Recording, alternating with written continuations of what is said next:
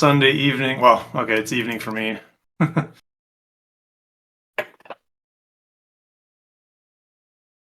gonna close down and rejoin because I don't see anything. Oh, okay. Does anyone else see something? Yeah.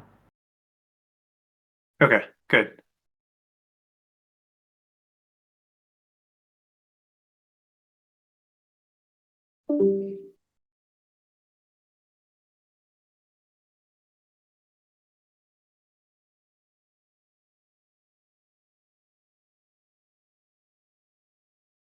Yay!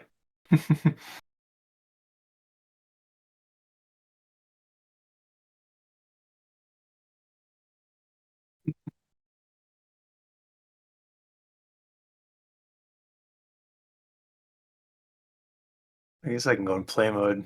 I've never used this. Oh, yeah, I don't want to do that. Takes up my whole entire. Takes up both my screens. I can't see anything. All right. I guess we'll get going. So, um, I'm just a little bit about me. I'm Julian Boardman. I've been working at like a environmental lab forever. I'm old. And a couple of years ago, I've been using like JavaScript and Java for quite a while. And then just a couple of years ago, I started doing C Sharp.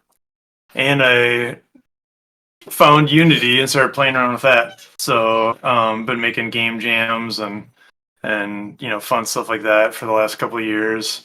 And I really enjoy the team game jams. So I thought I'd give a prefect, or I mean, a level 3 cohort a shot. I'm the prefect for the Arcane Warrior group in the Warriors. So it's been pretty fun. I'm learning. It's like it's like drinking out of the fire hose for sure. So I'll have to go through all my notes and make some summaries because there's a lot of stuff going on. So, but anyway,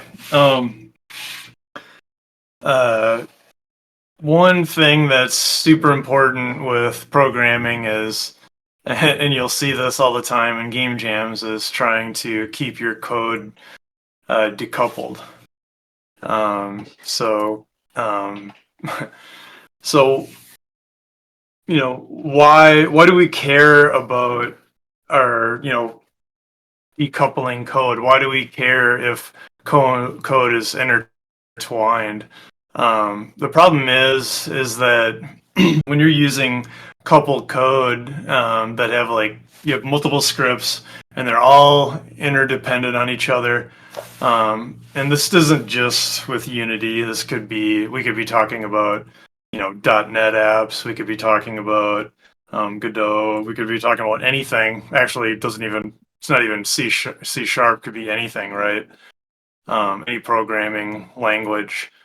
The problem is that some sometimes we're using single instances for a class. Like in Unity, you might have like an audio manager, you might have a game manager, or like a player controller.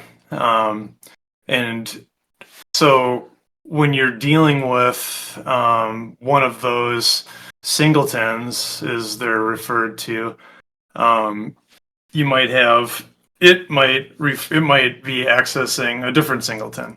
Like maybe your player controller, plays a noise like a footstep noise when it walks around or something, and it plays it directly. It just calls a method from the audio manager singleton. Um, and then maybe the audio manager does something else. Maybe it's interacting with another singleton or something like that. Um, and really, the problem is trying to tell when one stops and another one begins. And if you, let's say, uh, it can get really confusing when you have all these things calling each other. And also, like if something breaks in one and you're trying to troubleshoot it, you've now broken all of the other classes because they're all interdependent on that one class you're working on. It also makes it really hard too. Like if a lot of the time, like when you're making games, especially jam games, or you're trying to learn how to do something and you really want to use that in another game, it's crucial to be able to pull out a script and apply it in another place rather than just starting over again. And when it's super excuse me, coupled with other scripts, you can't just pull that one out because you need the other 20 that it's linked to. So anyway, back to the slides here. One really good example where we can have either a script doing too much or a script that is very tightly coupled with other scripts could be the player controller. An example of that is maybe you have in your player controller, it not only handles the input from the controller, but it also handles the movement of the player and the animation and the health and maybe some other things that the player needs. So I'm just going to show you an example of a script that I made for a game jam. So again, it's a game jam. So we can kind of look at it and see like what kind of things we see that are tightly coupled in it. Oops. Okay, I guess I have to do this. And then I can do this. There we go. Okay. So in this game, we have a couple serialized fields up here. We have our input system actions, which is just the default input actions that are generated with the new input system in Unity. And then we have our animator. We also have a couple private variables. This one's used with the animator, and then we have like which way we're moving. A couple ones we're not really going to get into, but this is like I have like a basically this script is from a game where you play as a robot or a human. You don't know if the player, you don't know if the character you're playing is either a human or a robot. And so when you're helping her out, she praises you and tells you where to go. And then if you're not helping her out, then she fights you by swapping controls and making it hard for you to get where you want to go. There's also a dialogue system in this game too, where if you're close enough to like an NPC, the NPC will like initiate a conversation, and then using some of the techniques that we're going to be talking about, dialogue will pop over your head. Your player will stop walking, and then you can see kind of the conversation back and forth until it's over, and then you're free to walk around again. Anyway, so in our awake method, we just are setting up the actions, and then we're setting up our events for, this is just kind of, this is one way you can use the new input system in Unity. I like it, it's pretty cool. And then if we go down a little bit farther, we're moving the player around, so we have a move method. We also have an interact method, so that player can interact with with items or doors or what else is there? Computers and all sorts of different things. We have a move player. This is where that fighting thing that we're not going to get into is, where it flips the controls. But then that also then sets the animator, so the animator is working properly. Then there's a method just to tell the player which way they're facing. So if they stop, they don't just they can like face different directions.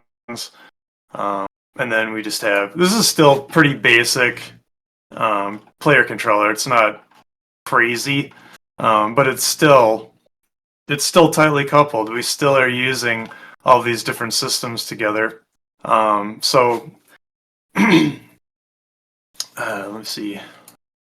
think, yeah, okay. So we can go back here for a little bit. So we talked a little bit about it, but having tightly coupled code just really increases the complexity of the code.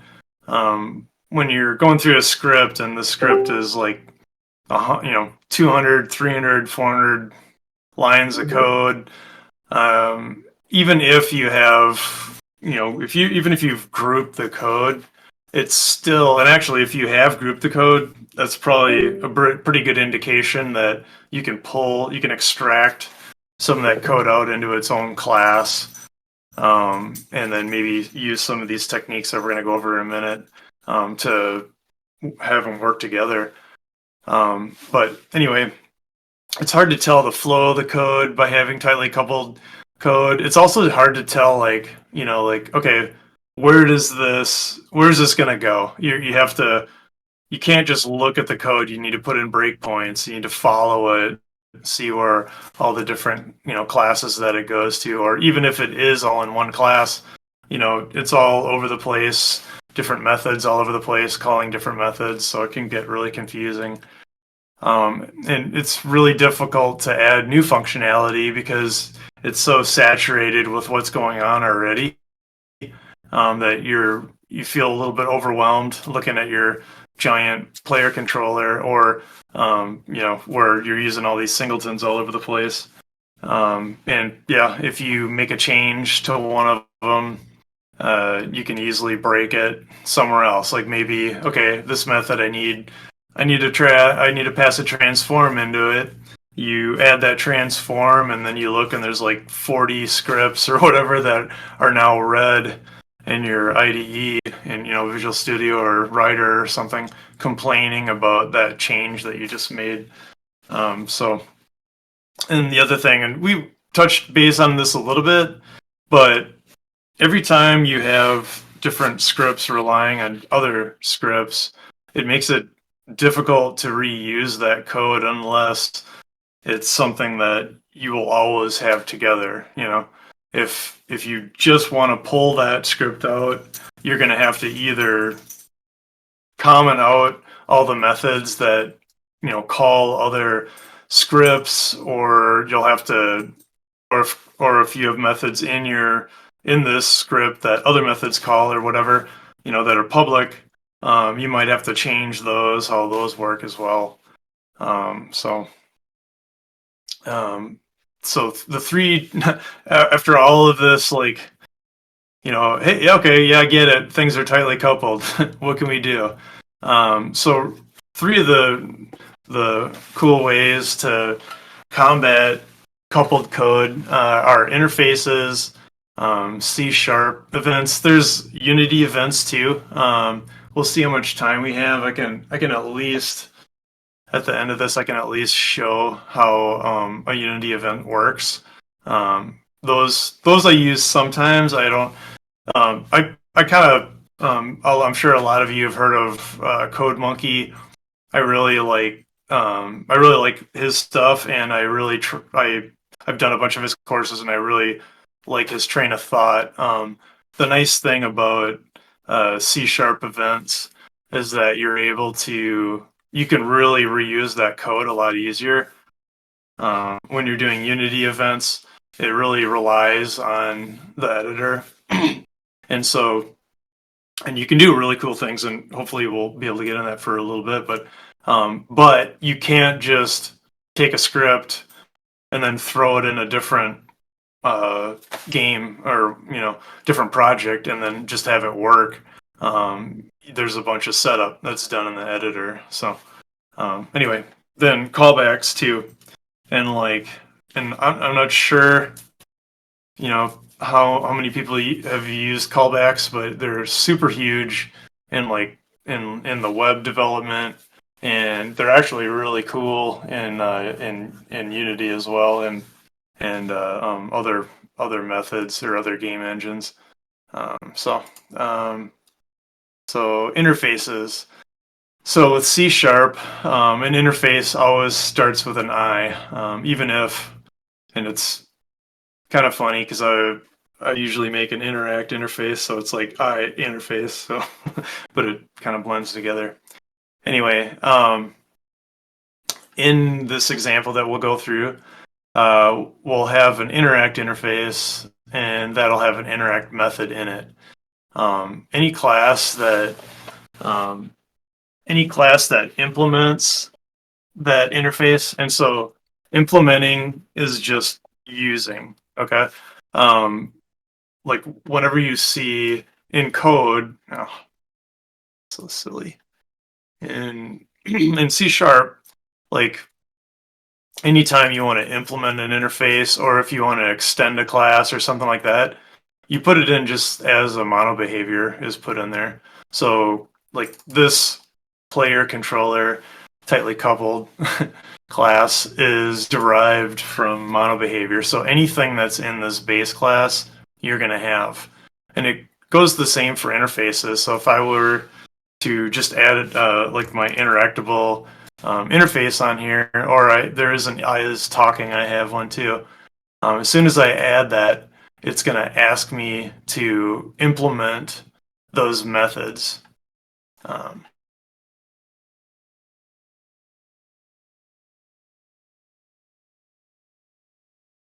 Direct interface is super easy to use. I just showed you how to add it. Here's the steps that we'll go through, but first, we just create our interact interface. In that, we add the different methods that we want to use. We might just want one method. We might have 10 methods. It's all depends on what our goal is. You don't have to make more than one. Then we implement that interface in the class that we wanted in.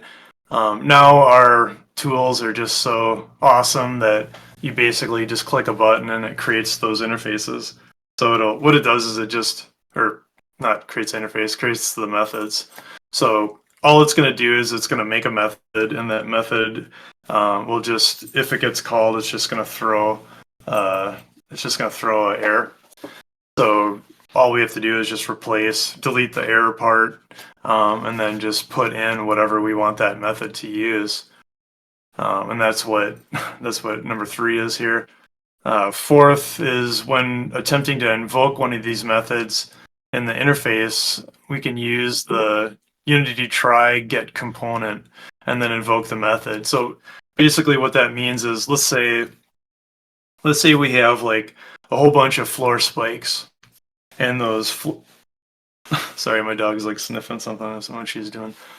We have a whole bunch of floor spikes, and the floor spikes have a collider on them, and so anything that hits the collider, it checks to see if it has an eye damage interface on it.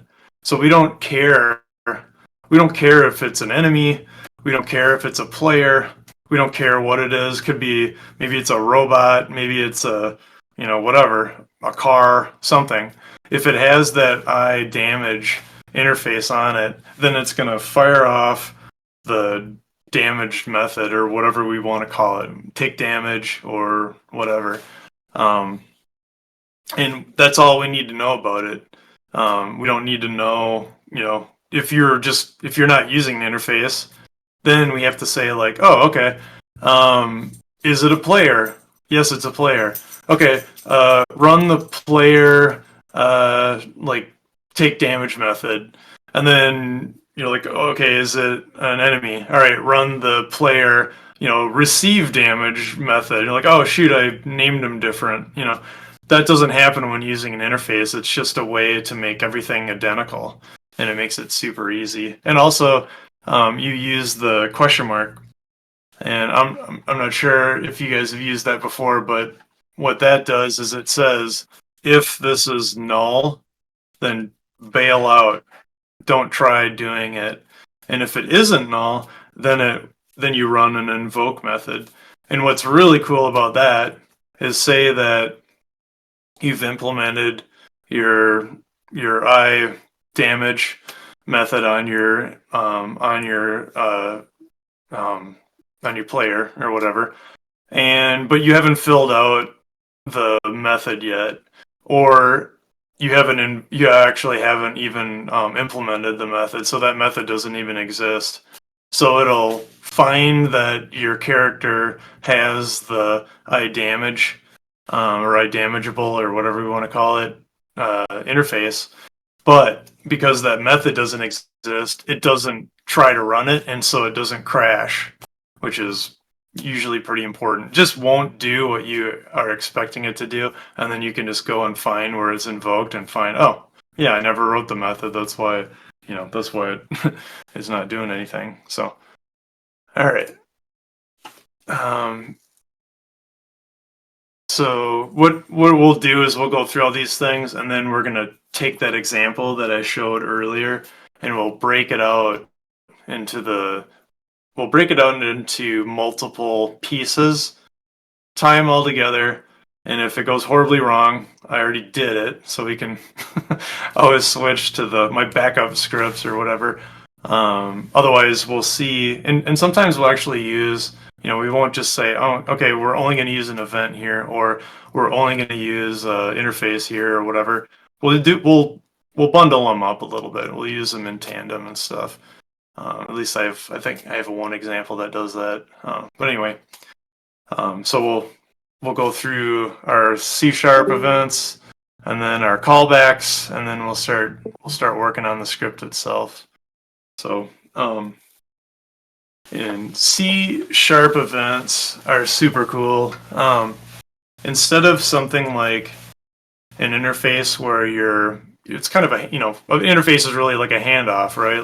Like hey, if you can be damaged, then run the damage method. But an event can be much bigger. In here I have like maybe send the next page, but a perfect example for where you want to use an event is like, yeah, right here. A few good examples would be when the player dies, when the game is paused, or when the game is over. So in those cases, a lot of the time you want multiple things to happen. You don't just want like, oh, the player died. Okay, well, we just go to the main menu or whatever. We don't want to just, we don't want an interface so we're just running one thing and then we're done. We want to be able to, run this and then maybe play a note, play a sound, a triumphant sound of them winning, or a defeating sound of them dying or whatever. And then we want to play like maybe an animation of the player dancing, or maybe we want to play an animation of the player dying or whatever, depending on the event, obviously. But we can put in multiple things, and you can have multiple scripts listening to that one event or to that event, right? And you can have multiple scripts listening to multiple events. So, and the other great thing about that too is because the way that the events are fired is the same way that your methods in your interfaces are fired, where you're invoking them. And so again, we look to see if they're null, and then we run them. So if that doesn't exist, then it just doesn't do it. It doesn't blow up. So if you have your game is released and everything is going great, and then you realize that you have your pause method, you have an error in it, and you just have a singleton calling it, or maybe you don't even have the method or whatever, and so it tries to call it and it can't find it. In this case, it just wouldn't do it. It wouldn't. You could still play the game, still complete it. Maybe you can go back to the main menu or restart your character or something. You just can't pause it because that method just doesn't exist. But it doesn't throw an error. So anyway, yeah. So let's see where we're at. So yeah. So to use an event, there's the script that invokes that event, and then you have, instead of like where you're where with an interface you implement that interface, with an event you subscribe to that event. Also, I don't mention this in here, but What's super important too is to make sure that you unsubscribe to an event. So like on destroy is a great place to put, if you're using Unity, to put in your unsubscribes. The problem is if you have like a player controller that um, might not be destroyed between scenes, but you have enemies that are destroyed between scenes, and if you have a link, if you've subscribed to some event that the enemy has when he dies or something, like maybe there's a your player does like a little dance every time he kills somebody, just kills an enemy or something. Um, when you load your next scene, if you haven't unsubscribed from that event, it's still going to be tied to something that doesn't exist, so it's going to start throwing errors. Um, all right, let's see here. Okay, yeah, so when we're subscribing to the event, if it's a singleton, um, we can just use our spacing out our instance to subscribe. If it isn't a singleton, we can just use our CL. Whoa, I forgot I'm in edit. We can use the serialized field. I wouldn't recommend using public. I do see that quite often, but the problem with public, just a quick note, is that if you define all of the values at the top as public, that means that like any other script can just go ahead and change those. That's typically not what we want to do. Like if you have something that you want other scripts to be able to change, then you just create a set method in that. So you're explicitly saying, yes, I want this other script to be able to update this script. By declaring it public, you're doing that right away, even if it's something like, no, I never want that. I never want that. So anyway, once the event is invoked, that method that was subscribed to that event automatically runs. So as soon as the player dies, it runs anything that's subscribed to it.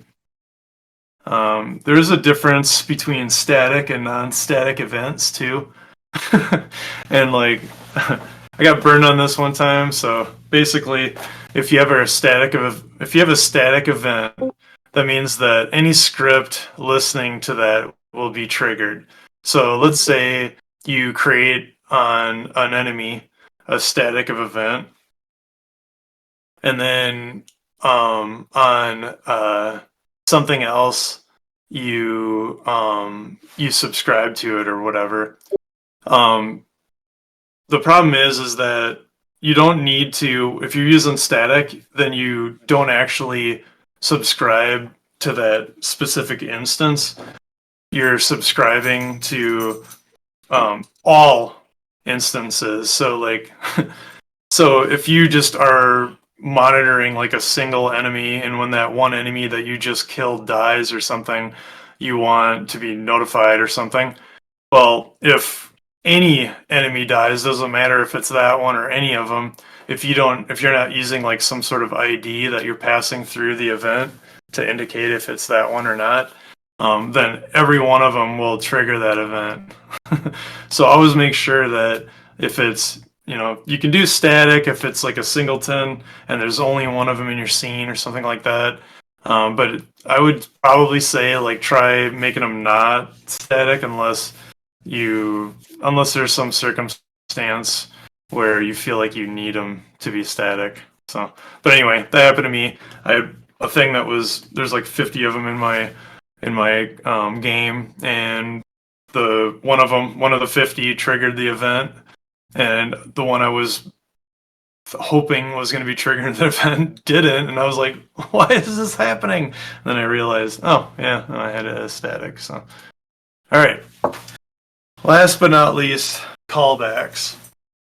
So a callback is just a method that you pass through another method. So if you're and again, these can be used in tandem. with either with interfaces or with events too.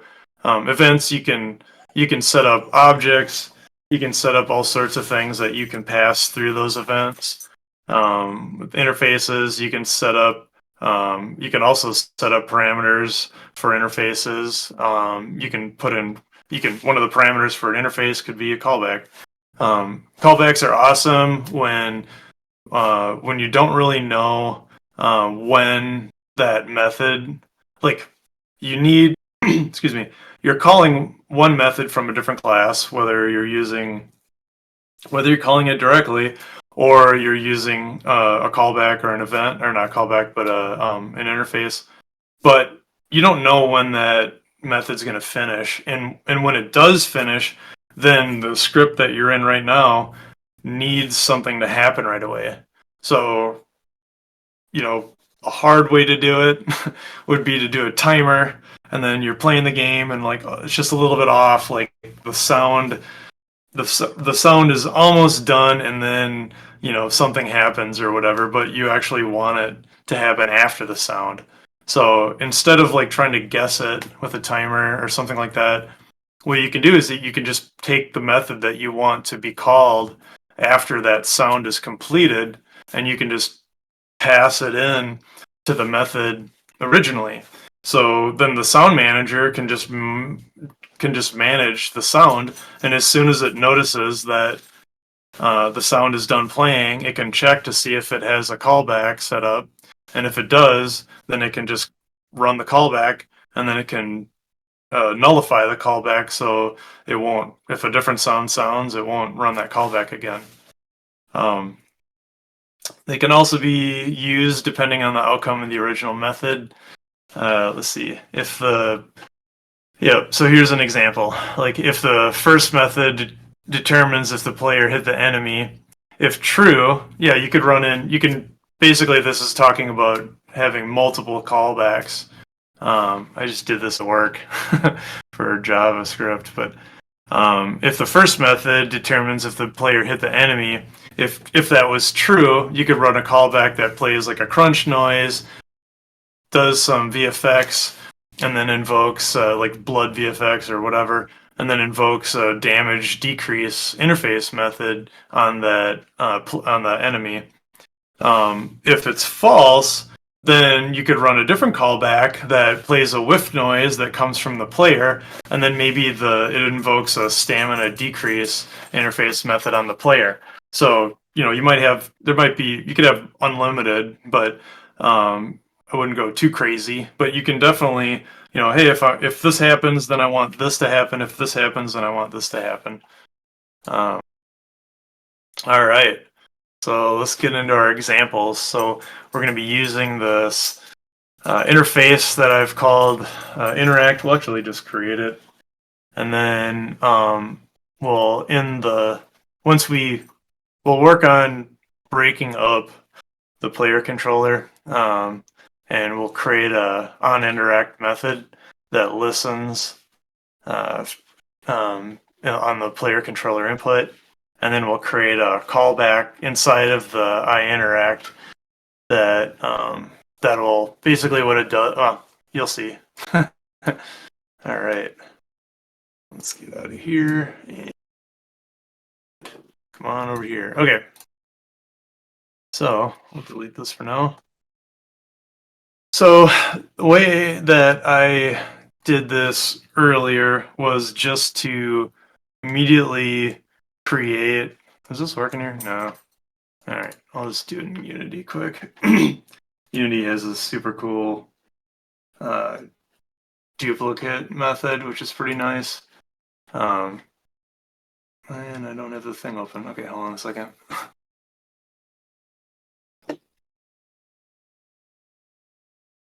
Just opening this up quick. Okay, so here's our scene. This is our robot. Um, and we have our player tightly coupled on here. And so that is linked to the player controller tightly coupled. This is the original one. We're not gonna. That one's even worse. But I'm gonna go ahead and duplicate this. So what we're gonna do is what we had talked about earlier. We're going to break apart the. We're gonna strip out the interactions. We're gonna strip out the movement. So we're gonna have one's gonna be the movement, one's gonna be the actual input, and then one is gonna be the interactions. Um, so in the movement, we'll just leave. Excuse me.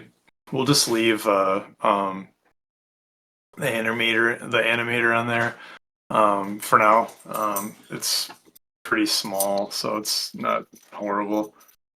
But you know, the great thing about programming is just that there's always multiple ways you can do the same thing. There's always better ways, whatever way you think, you're like, oh man, that was so great. Like a week later, a month later, a year later, you're going to find somebody who did it even better. The key isn't to be like, oh, I'm the best or something like that. The key is to always be learning, like, oh man, like, yeah.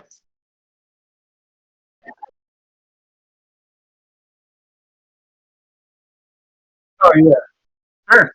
Sure. Yep. Yep. Sorry, I hadn't been checking font. Sorry about that. I don't know if I can. Yeah, I can't do this side, but I can do that side for sure. Sorry about that. All right. Let's see. So I'm just gonna copy this another time. So okay. So this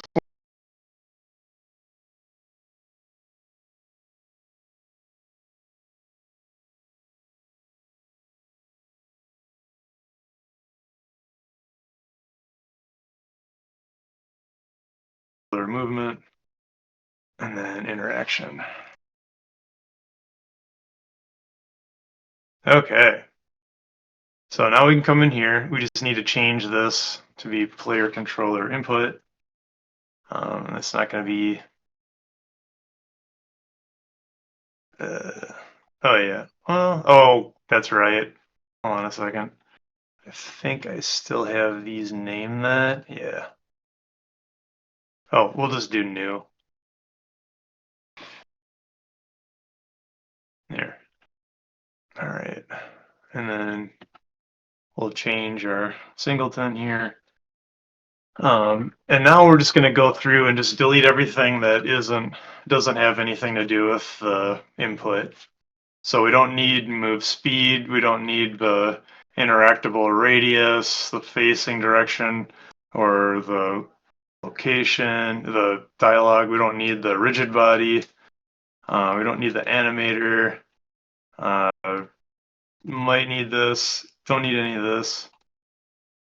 And now we come down here and we can delete out some of that stuff. We do need, excuse me, because this is the input, we still need to be interacting with the input system. So we do need these events. And you can see like I just threw them into undestroy and disable. It doesn't matter if you have multiples in here, but you need at least one. One of them needs to happen. Okay, and then we're not going to be moving the player, so we can delete that. We don't need a gizmo because we don't have the interaction in here anymore. We don't need that. We're not moving the player either, so we can delete that. We don't need to rotate it. We can delete that. And oh yeah, interact. We do need part of that. And I did this the first time, so okay. So we'll change this. So I'm just going to do that for now. And then now we can redelete this and then redelete this. All right. And this can be private. So right now, all this thing does is it takes whatever the player is clicking on and it puts it into this move direction. So to give that move direction to some other script, we can just create a public method that's a vector2, because that's what this is, and just say get move direction. Ooh. And now in this, all we're going to do is this, we're just going to return the move direction. So that one's good. Now we can go into the interaction, and now we can go through this, and is it name interaction? Yep, call it new. And of course, you'd want to change the file names. I'm not going to bother, but normally you'd want to do that. And now we can go ahead. What's great about this is, like, because we're minimizing this down to almost really nothing in here, it's so easy to tell what's going on. We're not going to get confused by this. Okay, so speed, we don't need that. Interaction radius or interactable radius, we do need that one. I don't need the facing. We don't need a rigid body or actions anymore. We can delete that, or animator. We're not going to be animating when we interact with something. So we can delete all these too. And then in here, we don't need anything but, and this might not even need to be singleton. I'm just going to leave it, but we might not even use it. All right, I'm going to delete this. And we're not moving. We do want to draw the gizmo. I don't know if you all use gizmos, but they sure are handy. Oh. Okay. And then now is our interaction. And this one we do want. And actually what we're going to do is, after I delete some more of these things, we can delete all this.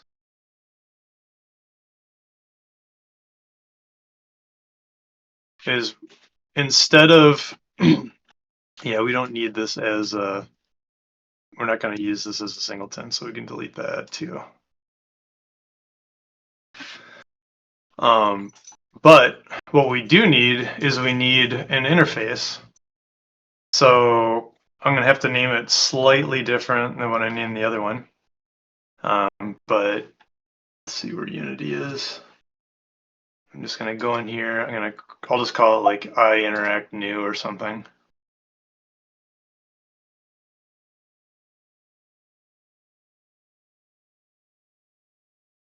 All right, so that should be in here.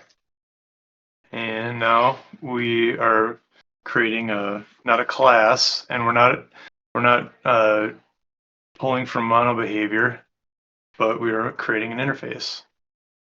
And so in here we can create a public method, a void method, and this is going to be our interact button, or our interact method. And all right, it wants me to put a namespace on there, so we're good. And now we can just go back into our player controller interaction, and we can just now implement the new one. It's going to then automatically start complaining, and we can click on this, and now we can just do implement missing members. So that creates this interact method. And inside of this interact method, we're just going to be calling this method. We're not actually using the context. So if you've used the new input system, what it does is, like, based on what, like, let me just show this just for a second. But in the new input system, you have this kind of cool little thing that allows you to map out all the controls. So you can do your look, and it tells you what buttons and everything. Well, each of these things have different, they are different things. So, like, like a look, if I'm looking around or if I'm using the pointer, that's not a button. It's going to be like a vector2. If I'm clicking a button, then it's just it's a single thing, but there's like a start, what is it called? Performed, and then there's like end or something like that. And so you can like if you want a button where you let go, or if you want an action where you let go of the button and it does something, but when you actually press it, it doesn't do anything. You can do that. So there's anyway, that's what this callback context is. So, and that just comes from the interact that was tied into the input controls. So now that we're not tying that in there anymore, we don't even need that. What's he going to complain about? Oh, oh, okay. Well, I'll just leave it in there. Where is that? Oh, I have these named the same. Okay. That's because I'm just going to be pulling this out and putting it in here. Oh, what just happened? Man, I tell you, there's nothing worse than going between Mac and PC every single day. With the copy and paste is the worst. Everything else is easy and fine, but the copy and paste gets me every time. Okay, so now our interaction that we have on the player is just going to be calling this interact method. And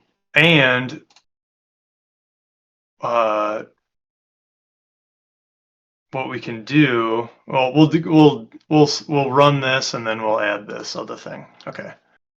So now we go back to our player input. That one's all good. And now we need to change our last one. Or did we do movement already? Okay, yeah. We gotta do our movement. Okay. So under movement, obviously we need move speed. We don't need the radius. We don't need the dialogue. We do need the rigid body. We don't need the system actions. We do need the animator.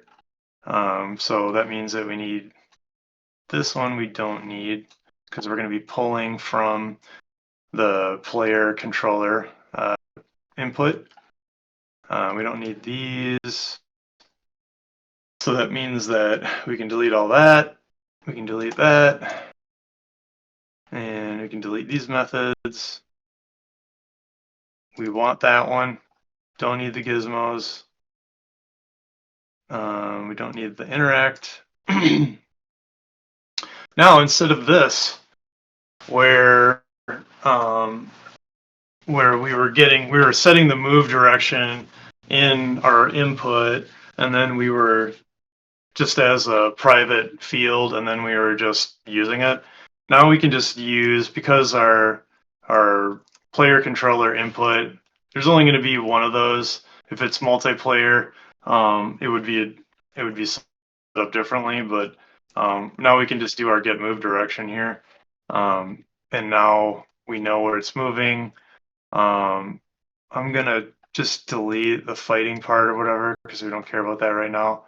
So we are going to be setting our animator just for the Y and X axis. So this will just help us move around and face the correct way and not look really weird. And then this is the method that I have for changing the direction of the game object. And then these can be deleted. All right, now the moment of truth, I think. Yeah. I might as well just change that. So namespaces are nice because you can set it up where maybe the player doesn't have access to the UI or whatever, and that's kind of why it helps group things a little bit better. But now we can come back to our Unity, and I'm just going to go ahead and I'm going to grab, yeah, we'll just grab this one, put it in here. Actually, first of all, we'll show what, okay, I just did it wrong there, what this player is doing. So this is the tightly coupled code. Also, when you're like doing things like this, like I highly recommend like not What was I just complaining about? Okay, great. Hold on a second.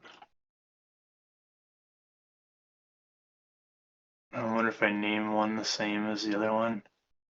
Oh yeah, player interaction, input. There we go. Okay, so this is, sorry, I had named the input player interaction, so that didn't matter because I had controller in there, but this is controller input. So I'm just gonna kind of going to refactor this, and I'm just gonna rename it. So I'm able to just put old in here. Okay. And that is the old one, so it should use the old one. Hopefully it works. All right. We should have, that's a tightly coupled. Okay. Let's see what happens.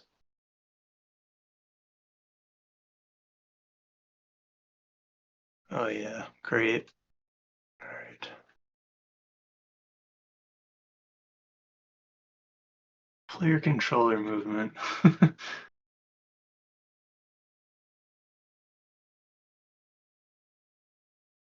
All right. Well, let's just we'll not use this one. We'll just create a new one. Sorry, my dogs are going nuts. All right. So we're gonna remove these old ones, and we'll add in our old or our new ones that we just created. So we'll need our player controller input. We'll need our player controller interaction, and then our player controller movement. And I do want to put a move speed in there.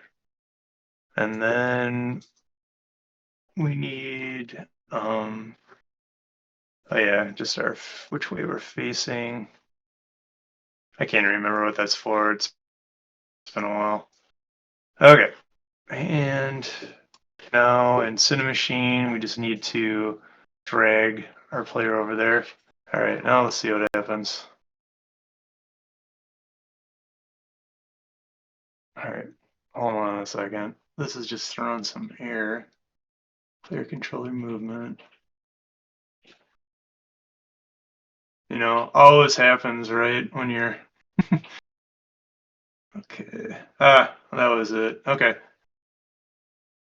So this is calling the instance, and I think I either deleted the instance itself or I deleted where it gets defined. So there you go. That was the problem with using a singleton there. All right, so let's go ahead and fix that. So let's go to the player controller input. Here's the instance. So I wonder if there's, why is that a problem? Are there two of these or something?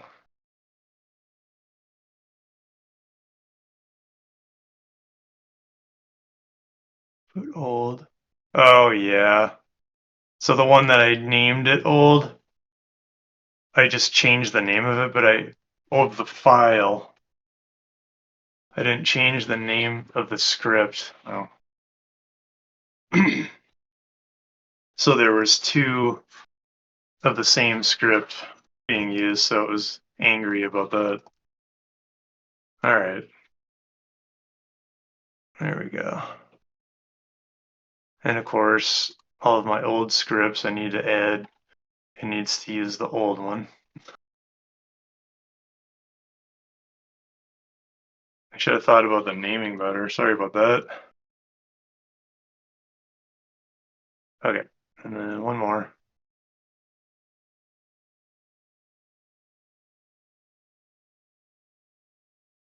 All right, there we go.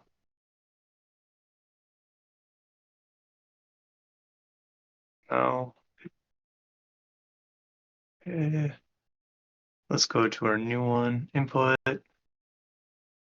Oh, of course I called it new. All right, so yeah, I was just calling the wrong one. All right, I was calling the one that isn't attached to the player. So, so basically, I created 3 new scripts, and then I was calling the script that was attached to this player tightly coupled rather than the one that was the loosely coupled. Actually, no, it's the one that anyway, I have this one that I created already before I swapped over to our new scripts. Okay, let's try this again. Please move. Hey, look at that. All right, so we can walk over, and I have this door controller here, and let me just kind of go through that quick. So the door controller, um, what we're using in here is we're using our interact one. I interact, although it's using the old I interact, so let's use our new one. Okay, and it's gonna be angry because this one is different. Oh yeah, let me do. So what we're doing here is when you interact with the door, and there should be just an error. Here it is. Here's the interact method. We're actually passing in an action callback just to show how that works. And what this does is it when it toggles the door checks to see checks if it can be interacted, because you can lock a door and not be able to interact with it. Checks to see if a computer's doing it, just because of the game. And then it also then checks to see if it's open. If it's open, then it runs the close. If it's closed, then it runs the open. And inside of that, it then plays a sound, starts a coroutine that just slowly opens the door using a lerp, and then it runs that callback if you have one. So that means that in my I interact new, I'm gonna just have to pass in an action. So, whoa. So here's the callback that I'm gonna be putting in here. Ah, of course it imports visual scripting. Wrong one. Oh, come on. All right, we want system action. This is a C# thing. This isn't a Unity thing. So, okay. Now we can come back in here and let's see. Oh yeah. So in here, actually that should work. Let's see what it's complaining about. All right. That is identical, isn't it? Void interact. Oh, I didn't pass in the action, so because it didn't have it in there. Now we can just add that there. It's happy about that. This one is this is the player controller, so it's just passing null in there right now. But what I'm actually going to do is I'm going to change this to we're going to do player input, or no, player controller input. Where's there it is, new. And I know I'm using a singleton, but we're going to do, where is it? Yeah, shoot. Let's see.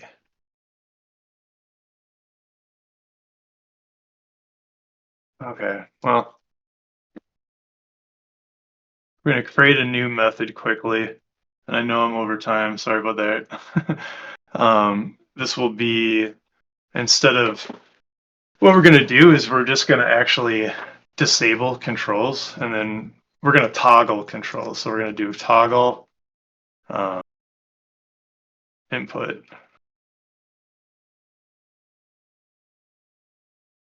And I'm going to cheat because we're low on time, or past time. And let's find our input quick. So let's grab this, which is that I wanted to do. what we're going to do is we're just going to run when the doors open. We're going to pause the player, and then when the doors close, we're going to re-enable the player. So that's all this does. It just checks to see if the input's enabled. If it's enabled, then it disables it. If it's disabled, then it enables it. So now we can just go back into our interaction here, and we can just add our instance and then our toggle controls, and that's what we want to do. We can go back into our door, see if it's happy now that we added the action. So we have our interact. We're going to toggle the door. We're going to pass through our action. Yeah.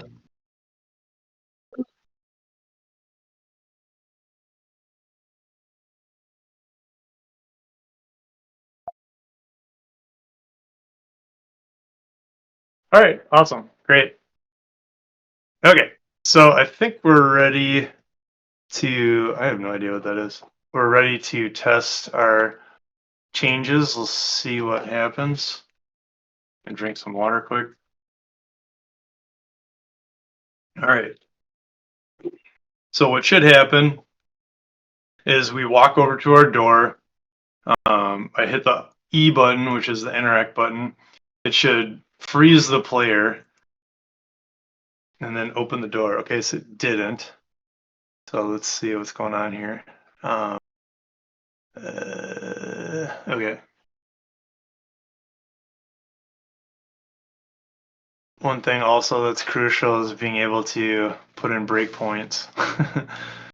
So first of all, we're calling our interact. Oh, well, that might be the reason there. I never wired up the interact. So when we're pressing that button right now, nothing's happening. So what we want to happen is we want to call now that I have like 50 names of everything, we want to call the player controller interact. We want to call this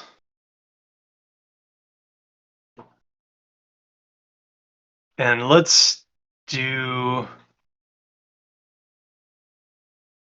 add an event for that. So, second. Look. Sorry, my dog's like tearing a toy up. I'm just making sure it wasn't my pants or something. Okay. So let's go to our, yeah, we want to go to our controller, our input, I mean. And we can just go in here, we can add public, event handler. Oops. And we're going to do on interact. And now we can just go down in here when we run our interact. And again, this is instead of using the singleton, or it can be used in tandem, whatever you want. We do our question mark, we do our dot, and then we do our invoke. And whenever you're invoking an event, you first pass in this, which is the script that's calling it. It's a sender. And then you can pass in, if you have any values you can pass an object, you can pass whatever you want. In this case, we're going to pass an event args.empty, so that's just nothing. But you can go up here and you can actually create a new event args that then you use inside of this. You would put inside this event handler, which is super helpful. Like if you're doing like an event that does damage or something like that, then you can just pass in how much damage it's going to do. Or maybe you're going to pass in the weapon and the damage, so then it knows like, oh, it was slashing damage or whatever. So, all right, so we got our invoke. We're good to go. All we need to do is when we go over to our interaction, we need to subscribe to that. So on start, we're going to do our player controller input new, and we're going to do instance, and we're going to do an on interact. We do a plus and then an equals. That's how you subscribe. And then typically the IDE will tell you, we'll give you examples of what you can do. And so you can do, I could just do an arrow function if I wanted. I don't. These names are weird though, but so I'm going to do this. But it's so funny. It does on interact. I'm not sure why it does that, but as CodeMonkey does, I'm going to rename this to be player controller. Whoa. Input new underscore on interact. So now we know, hey, here's the class that is, here's the class and then here's the method. And now, instead of throwing an error, we're gonna, oh yeah, I need to pass through my, I gotta pass through my action. I must not have done this way. So I want to call interact. Actually, okay, yeah. Well, for now, we'll just throw in null just so we can get it to work. So when our player clicks the interact button, we're subscribed to that. We're going to run the interact function here. Oh, okay. So I put the controls in here. So ideally, you'd really want to put them on the other side, which we can do, I guess. But yeah, this shouldn't be here. It should be where because we're now using an event, it would be that event. If we were using the singleton method instead of this event, then we could just do this. But this will work, I hope. Okay, so now let's go back in here. Part of two, like, writing code is always iterating. You fix one thing, and then next time you go back in and you're like, oh my god, this is so confusing, and then you redo that part. So all right, now we can see what's going on here. So let's see if we're getting here, and here's our controller, which is the interact, if I can find it. There we go. And then would be the door, would be the next one. So let's see where we're getting to. Interact new, just to make sure that these are the same ones. Interact new, okay. All right, let's see what's going on.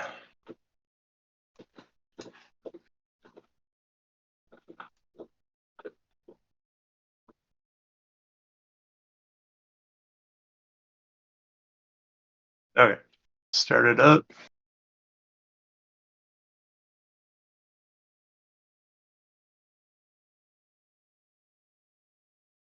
We'll make this a little smaller. We don't need this stuff right now. And see if we can squeeze this in here. Oh man. Sorry I'm going so far over, gang. Minimize that. Okay.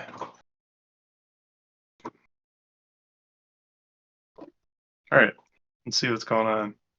So we're gonna walk over here, hit the interact button. So here we're doing our invoke. So that gets invoked. Oh, and so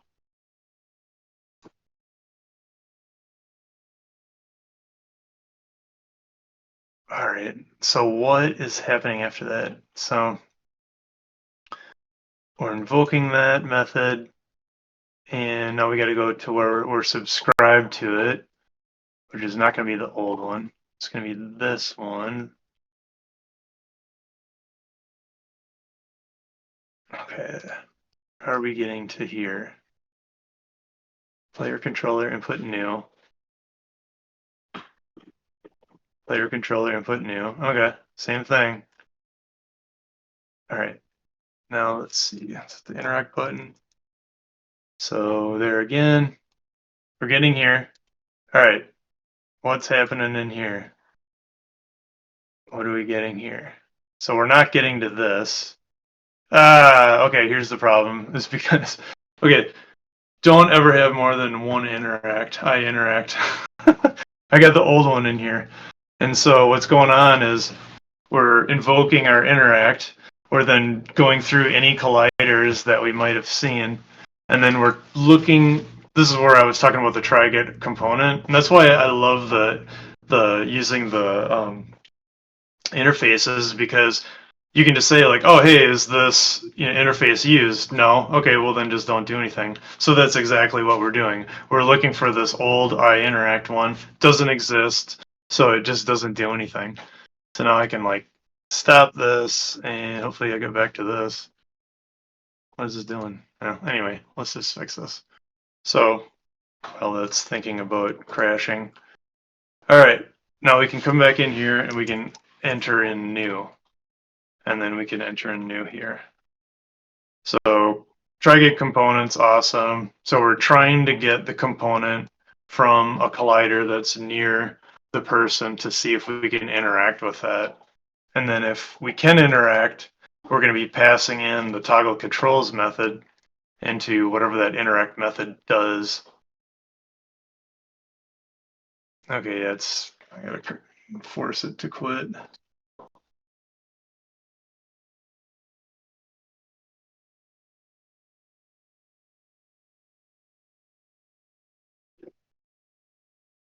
Almost there.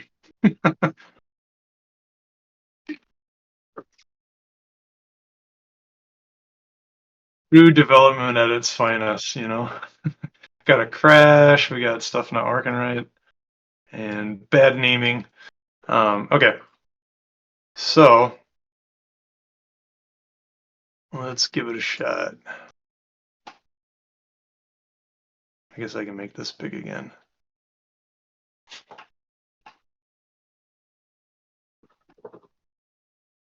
Oh, oh yeah, so it has all of my old stuff in here, so we're gonna turn off the tightly coupled one, we gotta throw in the new one, then we gotta throw in our new scripts. So I'll remove these quick, and then I'm saving it in case it crashes again.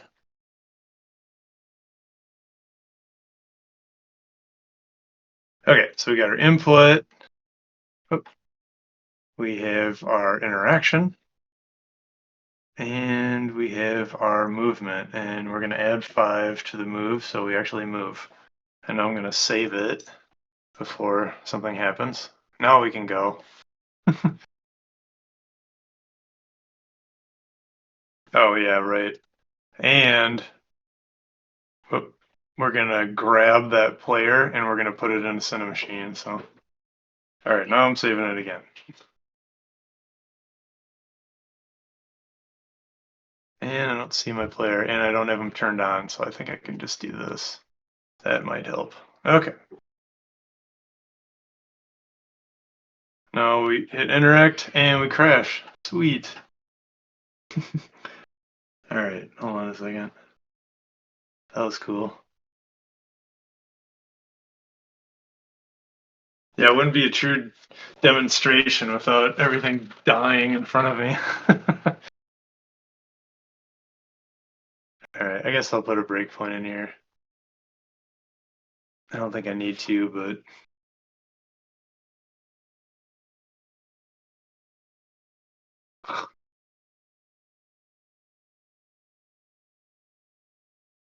loosely coupled. There.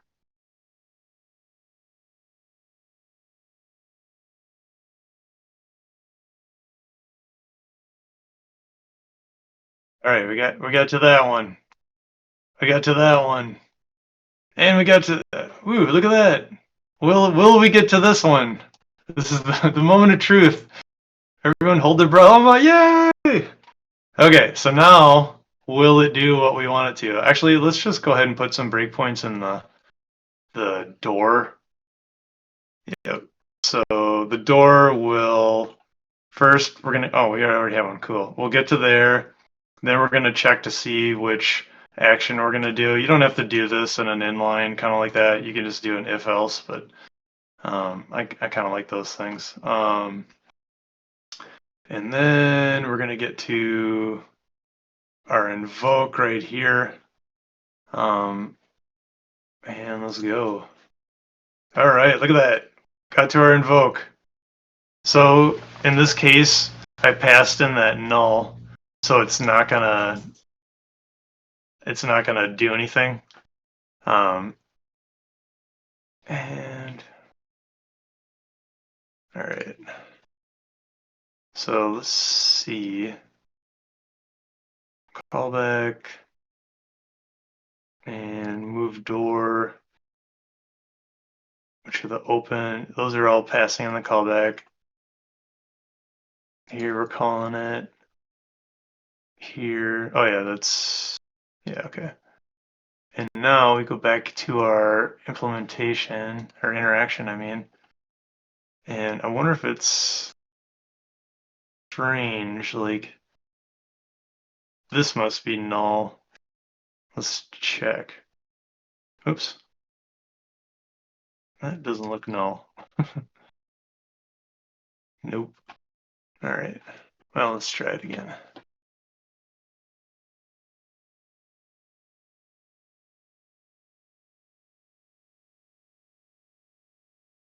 Yeah, that should work.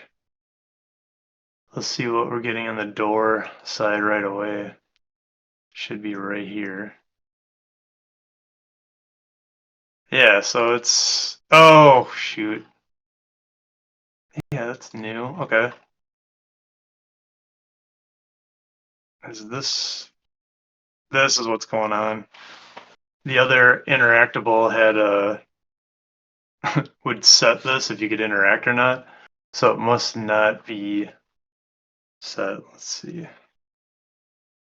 Yeah, it's not getting there. That's so bizarre.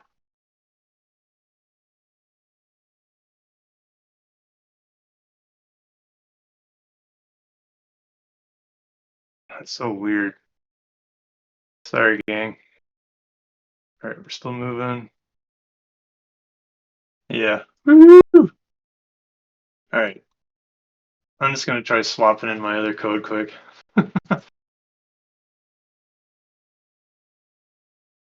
Yeah, I'm like, oh, that worked great. First time. Nope. All right.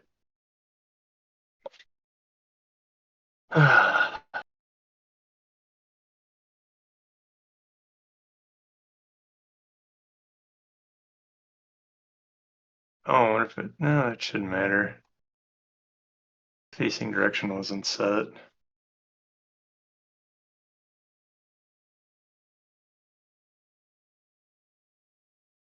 Yeah, let's just swap out with the old one quick. We can duplicate this quick.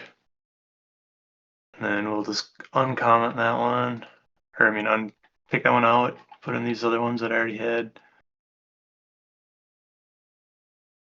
Actually, I guess I can just drag over the prefab again. Should be this one. Should just have them all. Yep.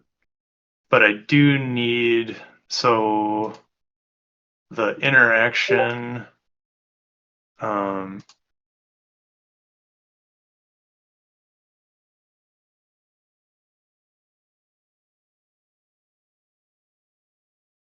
here's where we're using our event for the player controller on interact. So I just have that directly in there. Where the other one I had like an extra method or something. And then the movement, same exact thing as what we had already. So there's no difference with that. Then the input old, that's the same too. So really the only difference is the interaction one right here. And here's where we're passing in actually what we're doing is first we toggle the controls. So like the controls work, then right when you go to open the door, the controls will stop so the player won't move or be able to do anything. And then as soon as the door is finally finished opening, then we're going to use the callback that's going to get passed through the interact here. But what we have to do is, so this one's using I interact. So we have to go back into that door and we have to change that one again to use I interact instead of interact new. All right. What is it going to complain about? Okay, nothing. Sweet. All right. And just for fun, let's... Okay, which one did I just do? Perfect. Old. Okay, good. This is the one we want. And we want Cinemachine, looking at that one. And let's turn this one off. Or, yeah, that's on. Okay, it was off. Okay. Let's see what happens.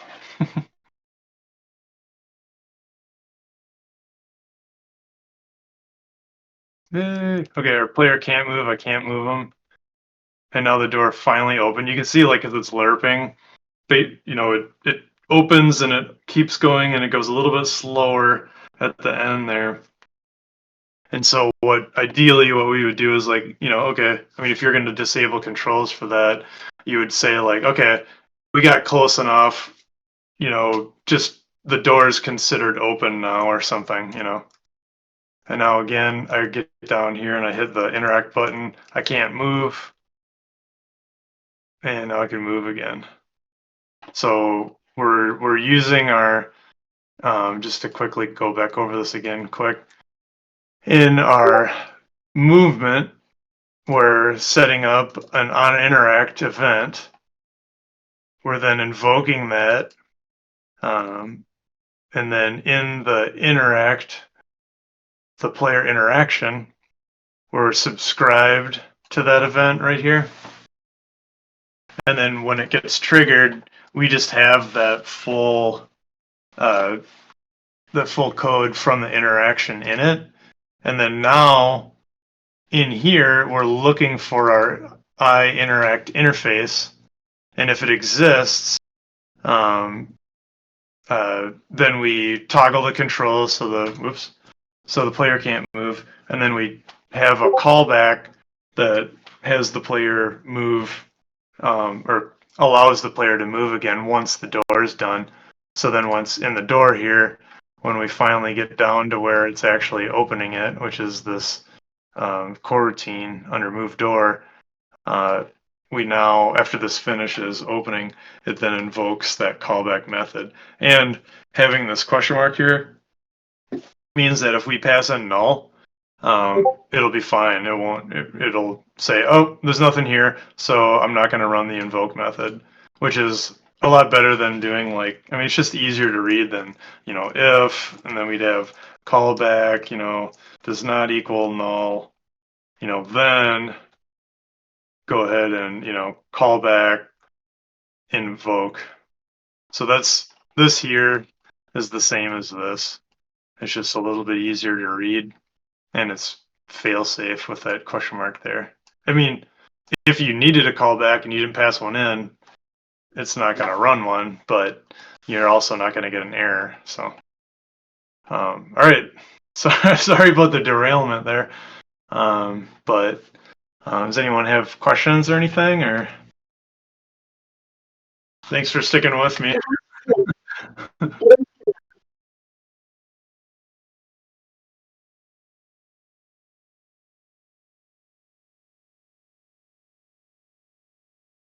Yeah, no problem. This was amazing. I really enjoyed it. It seems like a lot of your knowledge is coming from a deep well of actual C# knowledge that's not necessarily available in game dev tutorials, like specifically. So, what Yeah, would be thank a you. good what would be a good resource, like, if people wanted to get to know C# better, like as a standalone thing to augment their Unity knowledge? What Sure. what would be a recommendation for that? I would highly recommend, like, I know CodeMonkey has a C# course. It's actually in Unity, which is kind of cool because it'll help you run your code after you've finished it, and then it can check to see if it works properly or not, which is pretty neat. Otherwise, like for me, like I've used a lot of different O'Reilly, you know, courses and stuff on there, and I've done like gamedev.tv courses, and Code Monkey has a bunch of free courses too. Like if you do the Kitchen Chaos course, which is really fun. It also has a multiplayer one, but the single player, you learn a lot of great um, tricks and stuff from that. And then he also has like a turn-based one that's really, really good. That one gets deep into events. That one really, like, you're passing in like different classes and all sorts of data that the receiving end needs to do different things and stuff. So that one, I really like that. I really would recommend that kitchen one. You end up creating scriptable objects and you bundle them together, and there's a lot of good stuff in that one. Yeah. Oh yeah, you asked not Unity, right? Yeah. So What's that? it seems like you used like it seems like you used like all three of the code decoupling techniques. Like you use the interact like interface, and you use the C sharp like events, and you also use the callback. See? Yep. Yep, and in this game, like that's actually what made me kind of think of doing this talk or whatever, is because like I already was using all of those in the game, so it was easy to come up with ways to use them right away. In here, actually, I do use. Actually, let me answer this question quick, and then I'll. Okay, so the question is, how do we know if we should use a singleton or not? Um, so for things that singletons are fine to use, like I've heard people like freaking out about them, and I've heard people that absolutely love them, and they're a tool in the toolbox. They are excellent for things that you will never have two of. Um, so like an audio manager or a game manager or a player controller is if there's only one player in the scene at once. Those are there's no reason that you shouldn't use if you want to use a singleton. There's no reason that you shouldn't use a singleton for those. It makes accessing them easier. Um, Otherwise, like if you don't have a singleton, then some people use like the find object of type. I've heard that's extremely taxing when it comes to trying to get your game to run well. And so um, if they don't do that, then they'll declare it as a serialized field up here at the top. That's okay, but like again, the problem is that you have to wire all that up in Unity. And so if you have it, maybe it's wired in on a single scene or something, then you have to make sure that you wire that in the next scene or whatever. Anytime the one class is calling the other, unless they're pulled through different scenes because they're a don't destroy unload, you're gonna have to wire them up every time. So, but yeah, does that help answer your question?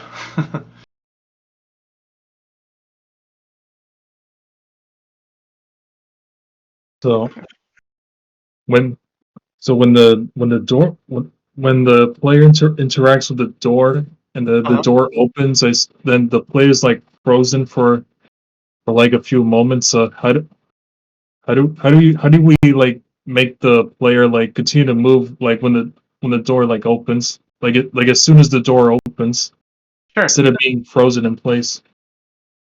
Yeah. Like I said, we're using lerp, and so what lerp does is it doesn't move it like at least my understanding of it is it doesn't move it as like a single speed. It kind of slows down a little bit when it gets closer to the end. I think that's right. But the door is actually moving the entire time, and as soon as it stops moving, then the player can move. But ideally, you probably wouldn't do that. The callback that I was using in this game, or one of the callbacks, was on the dialogue.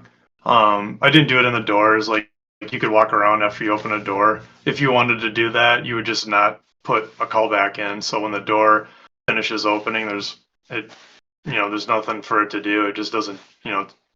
It's already done what it needs to do. It's opened the door. So, and the door works where it just has like has colliders on it. And so as soon as the door is open enough that the player can squeak by, he can, if you don't disable the controls like that. So yeah, that was just something to show it. But what I actually do, and hopefully this works. Let's see if we can just load a scene here. Whatever, we'll load one of these, I guess. Okay, so no, this one's not great. Let's do this one. Yeah, whatever. Let's see if this works. So in this game, there's like you're kind of going between two different things. One of them's the text that you're being told, and then I'm going to turn it off, but there's voice acting. So the player itself is telling you to move in somewhere else. But what I want to show you is so I did all of this, the computers thing with all using Unity events.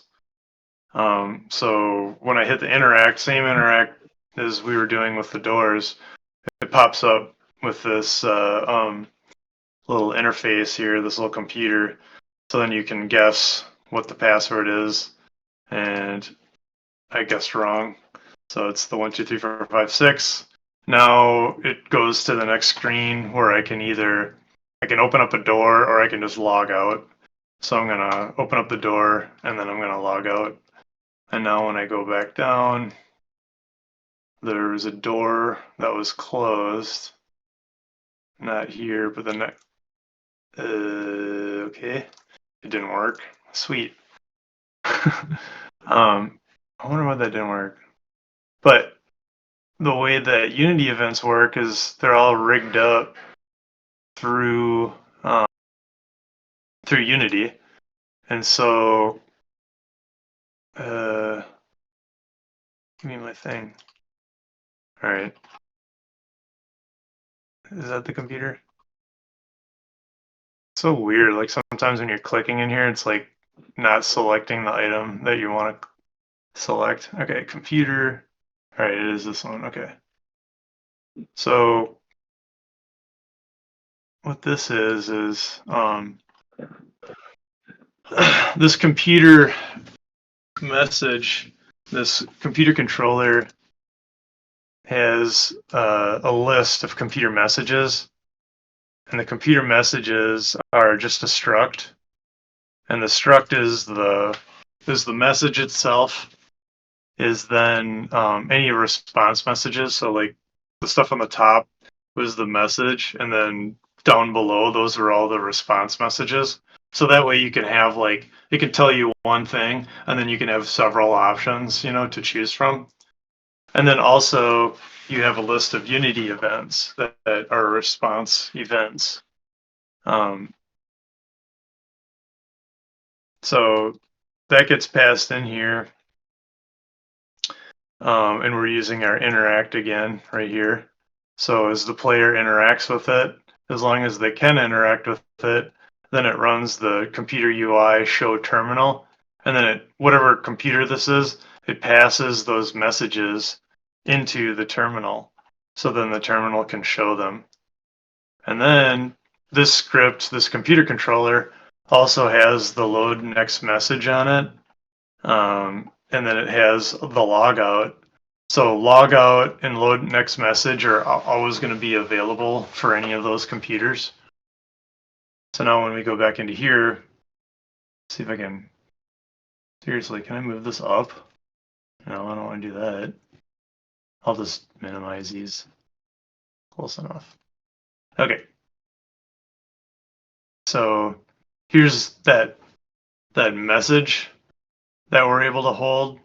It just stores it right in here. And then here are the two responses that we have. So these are the response messages and then the response events.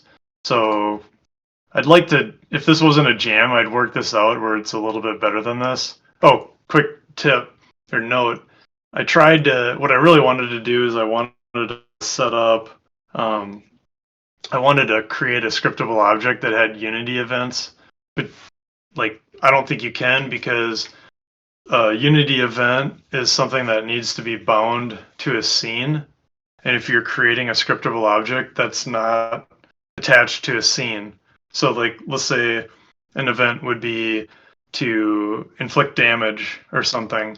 Well, it might know what a method you want to run, but that script isn't attached to anything, so you can't just put it into the scriptable object. Anyway, so you have your first message here, and then we have our load next message, or we have log out. Those are the two options depending on what you select. When we go to the next message, we just have some text that says next action, and then we can either open the door. Look at it. See, missing toggle door. So now I broke it somehow. So now we can just go over and we can grab our door, and I just drag this into the door controller. And then when I select door controller, there's somewhere in here, there's a toggle. What the heck is it? Yeah, I don't see a toggle door. That's weird. Hold on a second. Oh, is it? Yeah, it's this, right? Okay, where's the toggle door? Sorry. Yeah, right here. Oh, because I added the action callback to it, so that broke that. Okay. So what's going on now is it's like when because I added that toggle door to it and I'm using Unity events, the thing doesn't know. I can't select it in here because there's no way that I can put an event in here. So if we'd go back and remove that, of course, we only added that callback just as just to show it working, and it wouldn't make sense to stop your character when he gets to a door, but we would just do it in a different manner rather than putting it into this, which broke that. So but that's why that door wasn't opening. Okay, so our other question is, let's say I have a game manager singleton which handles all of the data persistence. So in which scene should I put that game manager? If I do it in the game scene and it's not available until I hit play. If I do it in the main menu, how do I reference the in-game UI to go to like high score inventory? So what you can do with a lot of these things is you can create them as like don't destroy on load. And you can also like if you set something up as don't destroy on load, it'll carry it over into the next scene. What can be difficult is like in that case, the if you have in your scene, you have like the game manager in your scene, and then you also have the game manager getting pulled in from the previous scene. You have to make sure that if you have your check in there where it'll let's see if I can find it quick. And I need to go to any of these really. What you really want is so if you're I think you need actually something else too. You need the way to design it is if you need a lot of the time, like I didn't need, like for this game, I didn't need my game manager to pass through. I didn't need the character to pass through either. There was nothing, like each scene had its own information. So like when I would go from one scene to another or whatever, it would just pull that new information from the new scene. I would keep tabs on what the last scene was. So maybe the game manager did pull in.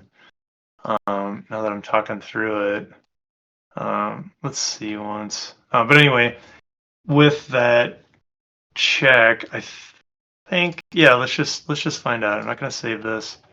The doors won't work, but okay. So this game manager isn't a prefab, but let's see what happens when we run this. Okay. So yeah, we have our game manager somewhere.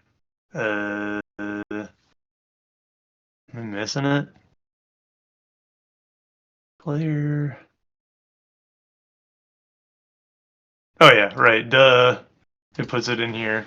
And same with the audio manager. That audio manager was in the first one because there's like music playing in the scene. So it doesn't create a second game manager. It just uses that first one and just keeps passing it through each scene. But the key is to have it also in each scene, because if you want to start this and your scene depends on that game manager, if you don't have that game manager in here, it's going to crash right away. So, but having that as a don't destroy unload allows you to keep the same one throughout the whole game. Because this thing like this checks to see what scene we're in, and also like this game like is where you go one way and then you might want to turn around and go back the other way. So you might be going through the same scene multiple times. So we don't want to, when the player gets back to the first scene again, we don't want them to have to go through all of the beginning stuff because it wouldn't make any sense. So if I wasn't able to, bring this information between scenes, I'd have to like save it, and I'd have to save it on a file or something like that and then load it, because you know we don't want the hey, look at this, you don't want you don't want that uh you don't want it to start over every single time you walk through the same scene again. So does anyone have any more questions?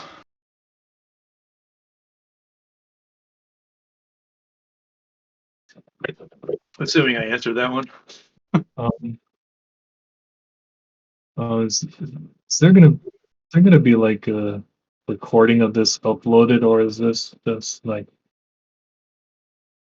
or is this just like live, like it's just like recorded once? I'm just asking.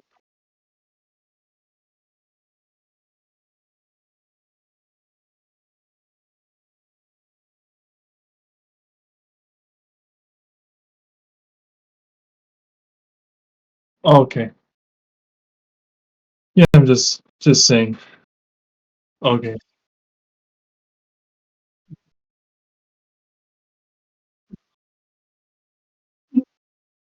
All right. Just let me know if you upload it somewhere. That's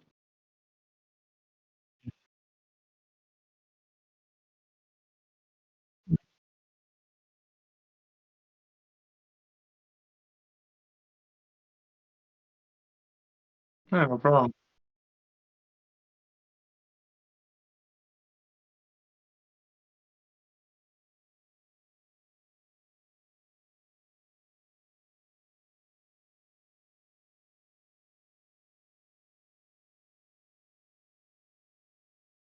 Yep.